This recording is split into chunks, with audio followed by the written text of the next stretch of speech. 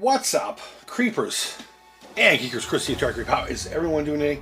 We got kind of a fun and unexpected video. Plus, this probably due. We haven't really talked about a toy in a while, if you don't count the Haunted House playset. But this opportunity presented itself, so what the heck, you know? I picked this up today for $6.50 at my local Target. I don't know why we always say that. My local Target. Well, I evidently didn't buy it at your fucking Target because I don't live near you, right? But yes, as we say, my local Target, we were up there looking for whatever. And of course I went into the toy line, I saw aisles, and I saw this and the wolf that is also in the line that we will talk about here in a few minutes. Both for $6.50 and a coin toss. Best out of three told me to bring this guy home. And I was actually really conflicted. I have a specific purpose for these. And I think the wolf would have lended. It would have made more sense for my purposes, but this is the cooler of the two. This fucking thing is awesome. And if I were to have missed out on one of these two, because I really only had the money on me to buy one, yeah, I know, laugh at me all you want, but it is what it is. But I got them, right? And if I were to miss out on one, the wolf, I wouldn't mind missing out on that one. This one is just too cool not to take home. And it doesn't even have to be any specific line, though it is made to work with your 5.5-inch figures all the way around, which we will see here in a few minutes.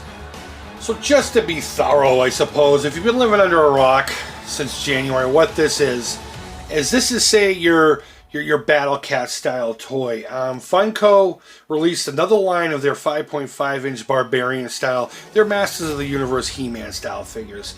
This time utilizing the DC license, Batman, Superman, Scarecrow, the Joker. You know those cats. I'm not really a comic guy. I don't care about DC, nor do I care about Marvel. Though Superman the movie is probably one of the greatest movies ever made. That's neither here nor there.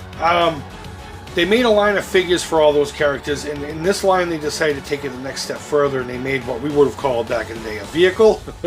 It's a creature, I know. In fact, they made two of them. They also made a playset, Batcave, which is very reminiscent, of course, of, say, like Castle Grayskull and Snake Mountain, and the like. And they're doing a really great job with this line. I think more so with the accessory style stuff, like this guy and the playset. The figures, they are what they are. I mean, you can tell what they're supposed to be, but, you know, it's hit or miss with those. And aside from a couple in this line anyway, that I would get just for repaint, say the Scarecrow would be an awesome repaint, and there was one that would have made an awesome Frankenstein custom figure. I can't remember the name of the character. I do remember Instagramming about it, so if I remember, I'll put the picture up here somewhere. But either way, this is their version of, say, Battle Cat. So real quick, let's just have a look at, I keep wanting to call it a figure. Let's have a look at the creature itself. I mean, look at that face. That's awesome. You know what that reminds me of? Dragon's Fury, or Devil Crush, the creature from the Devil Crush series over in TurboGrafx and your Sega Genesis. There's a throne, or the saddle, I guess you would call it. It's showing up a little more yellow-green on my camera, but that could be the shitty lighting in here. We've got a nice little carving of the Joker's face. If I were to use this for Jason, maybe carve that into Pamela Voorhees' face. You know how he kept her head on the mantelpiece? Or on a table, I should say. And you got like a little kind of thrown back kind of deal thing there going on. And you got nice stubby short tails and spiky things, because it can't be a lizard creature without spiky things. I think the detail on the feet look great. Just all around, just a fantastic toy. Underneath is underwhelming. Overall, the quality is decent. It's solid. It feels like it'll last a while. You can almost tell, though, in a weird way, that they're expecting people to keep this in the box. There are some seams and stuff like that that aren't quite joined properly. And some glue run out. But either way, overall, I think it's a fantastic... Look inside the mouth there. It's a fantastic toy, and I think it's gonna work out pretty well with what I already have. Because I don't plan on picking up any of the DC figures that Funko put together in this line anyway. Yeah, it's a solid piece of plastic, except, I mean, of course, this one's jointed. You can see that, but there's no articulation to it whatsoever. I mean, even the legs are hollowed out, very similar to how, say, Battle Cat was and all that stuff. This is a little larger. This guy here, the wolf, was probably more in tune with Battle Cat and stuff. I'd say this is almost a foot long. Just a really nice figure. Again, a coin toss is what made me win this one. Now, the reason I got these, the reason I got this guy was for my Savage World figures. But I said to myself, how fucking awesome. When I first saw these being advertised and then Pixel Dan did his video, how amazing would Jason look riding a wolf? Think about that. Jason's a dude of the woods, the creature of his environment. He is a woodland man, and if you enter his wilderness, he fucks you up. But how amazing would it be if this barbarian style Jason Voorhees showed up on a giant wolf, because the wolf is also a creature from the woods. But again, this was the better looking of the two. And if I were to miss out on one, I'm pretty sure I said this already, but if I were to have missed out on one, I'm okay missing out on the wolf. I can get down in the future. But what's really great about these is not only will they work with these, but they'll work with your other 5.5 inch figure. What the fuck? Twitch, get out of here. You don't belong in this video, dude. Like I was trying to say, they will work with your other 5.5 inch style figures, like Mr. Mosquitour over here. Your Masters of the Universe figures. And that's the main reason I got it, for these guys here. I have no desire to collect this line, the DC ones anyway. Still cool figures, just not my bag. Either way, but these creatures are great. I can't wait to get the wolf one for Jason. And now the Savage World ones are really cheap right now, dirt cheap. Because they're going on, they're going to start making them. And the stores are just trying to get rid of them. I might get a whole bunch of them so I can do some custom paint jobs.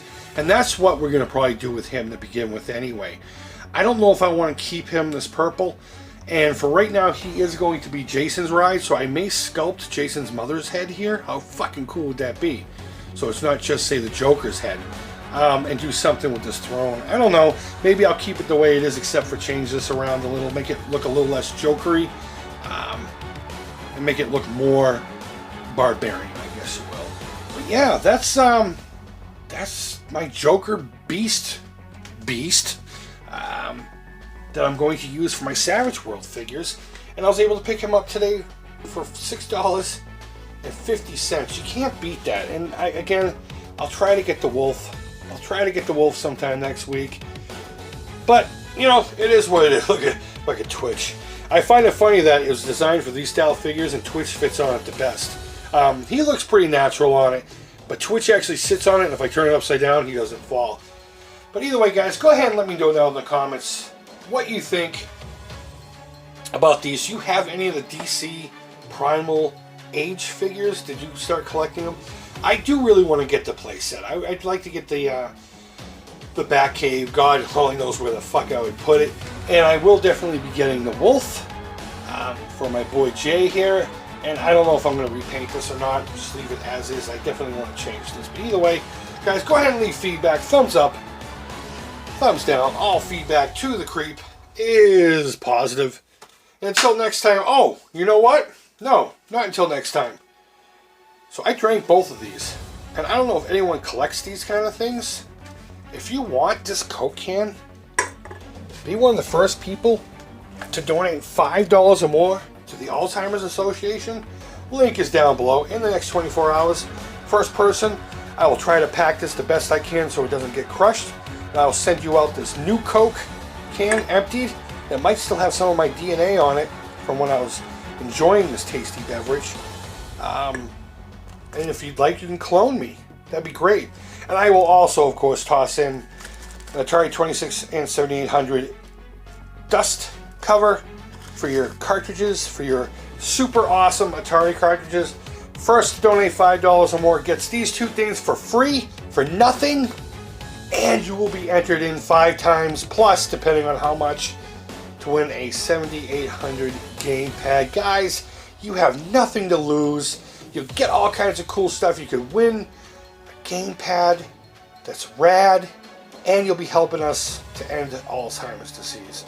So guys, hit that link down below. Please hit that link. Donate $1, $5, $10, $100, whatever you can.